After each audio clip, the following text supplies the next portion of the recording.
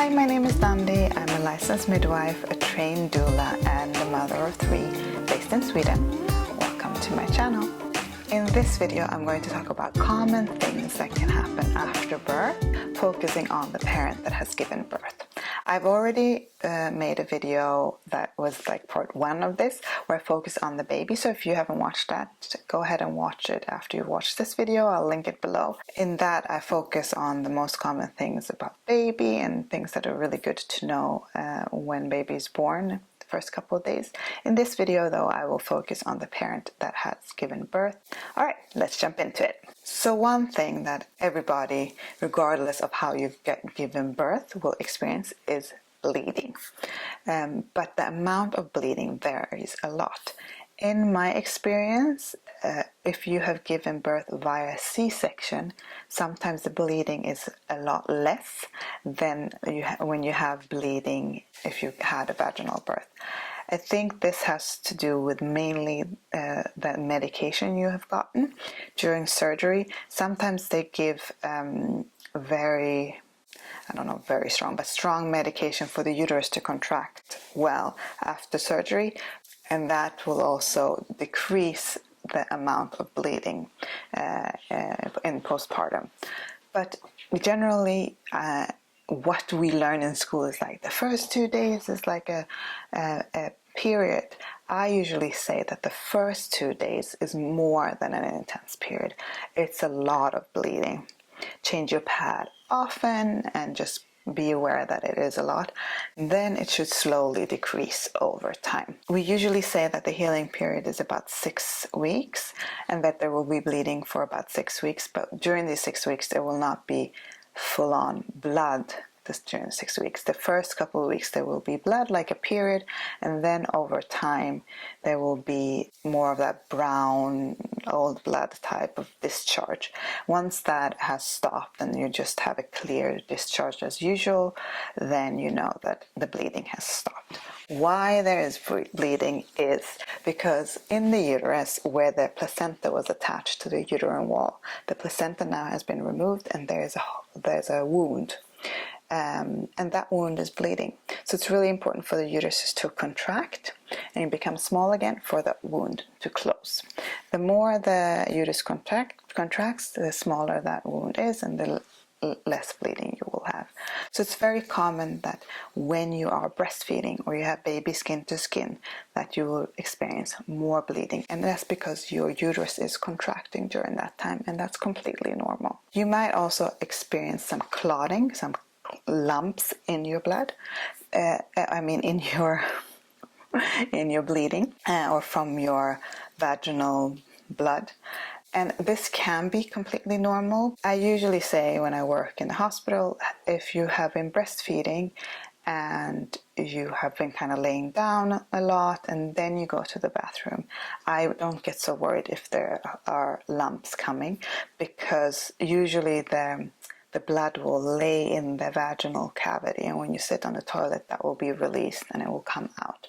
But if you are worried about the amount, have the staff look at the blood. They can also feel on your uterus, is it contracted, just to make sure that everything is okay, because there is always a low risk that you bleed too much. Another common thing to experience after birth is pain.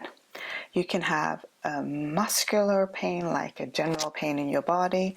You can have pain in your uterus from it contracting.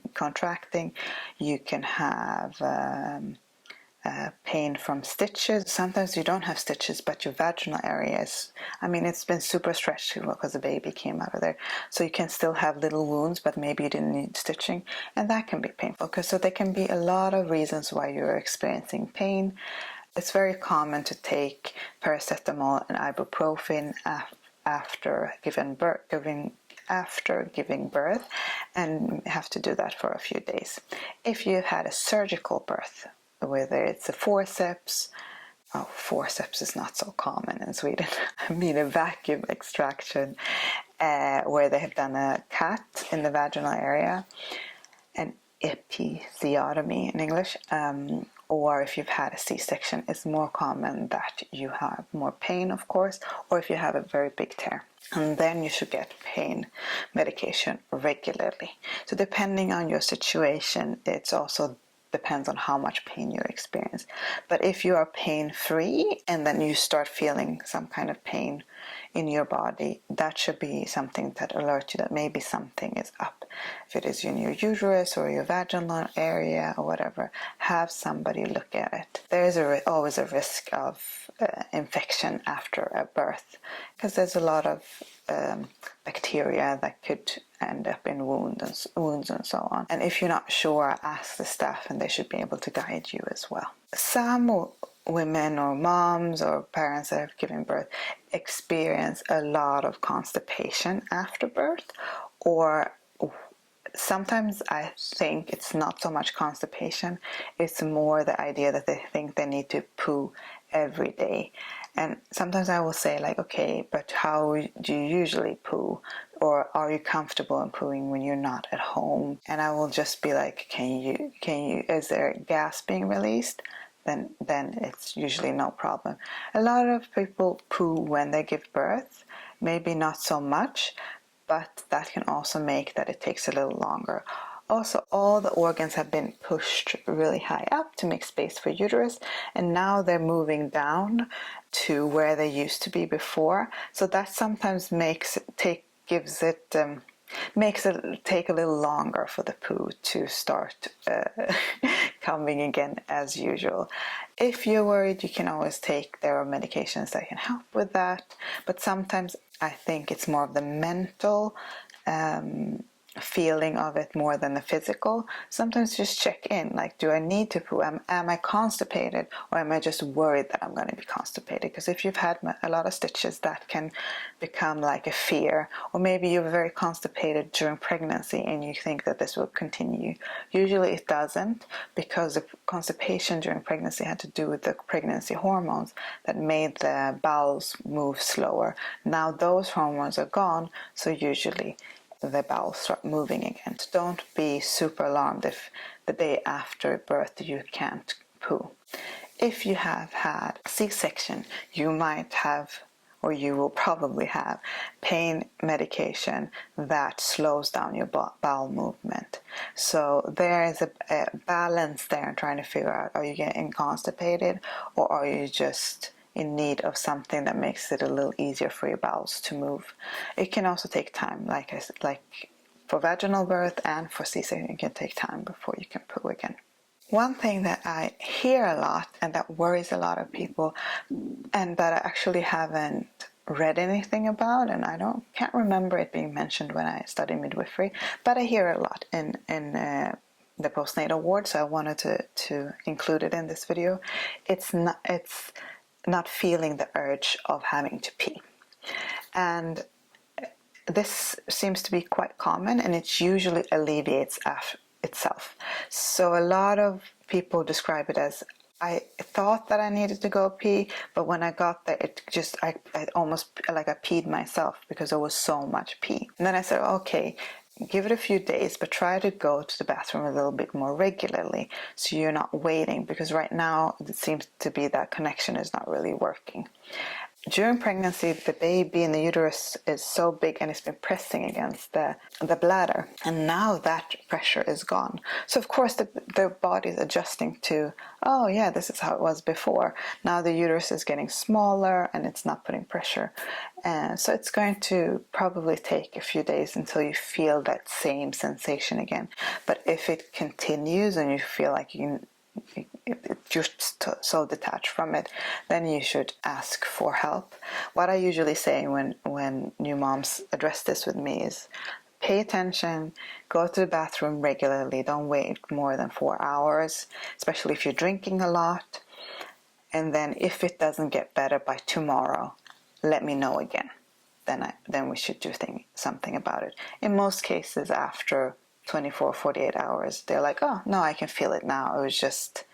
It was just something that happened those first couple of hours. It can also be due to if they've had an epidural or any other strong pain medication that makes it harder to feel that feel that part of the body. Another thing, swollen breasts. So if you're breastfeeding, or if you're not breastfeeding, but you can still have swollen breasts, usually day 2, 3, 4 maybe, depending on your body, your breasts swell up a lot, and usually they start like getting more and more swollen, and then sometimes some women are like, I woke up and they're just like balloons ready to pop, and they go like, it's going to be like this now forever, and it's not. It's just when the initial change in the body happens to produce the breast milk, it goes into like the glands get swollen, and it goes into a little bit of overdrive, and then the breasts get very, very swollen.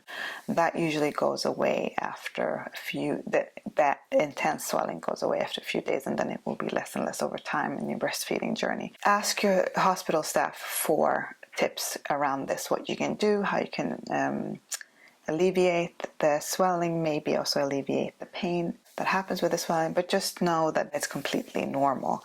But it can be something that some women are like very shocked about, so that's why I chose to include this in this video as well. Piggybacking a little bit on the swollen breasts are swollen feet and ankles.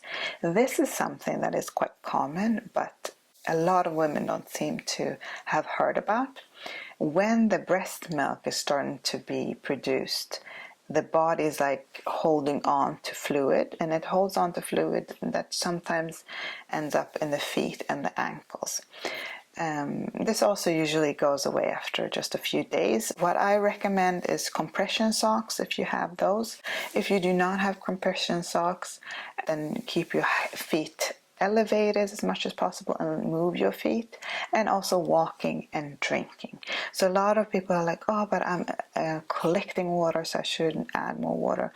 But no, you should still keep on drinking. Your body still needs that water to produce the milk, and it will help adjust the levels in the body over time. So don't stop drinking if you see that this happens, unless you have a health reason for not drinking, but that's something else. If you have a loving partner, maybe they can massage your feet, if that will feel nice, and just help that fluid to get moving again. All right, those were my common things that I see in new parents that have given birth. If you have any that I forgot that maybe happened to you, and I want to know if they're common, or maybe I just forgot to add some on the list, this was just based on what I see in my everyday work, please leave a comment below. If you want to learn more and deeper about any specific part of these things, let me know as well. Maybe I'll do an individual video where we can deep dive into something if that would be of interest to you. If you haven't watched the other video focusing on the baby, please do. And send this video to anybody that you know that is maybe expecting their first baby and doesn't know what to expect right after, so they are a little bit more prepared when I meet them in the postnatal ward. It has been so nice talking to you today, and I hope that you will subscribe to my channel and watch my other videos. I have a few now out there, and I take requests, so if there's anything you want me to make a video on, let me know, and I will see you in the next video. Hejdå!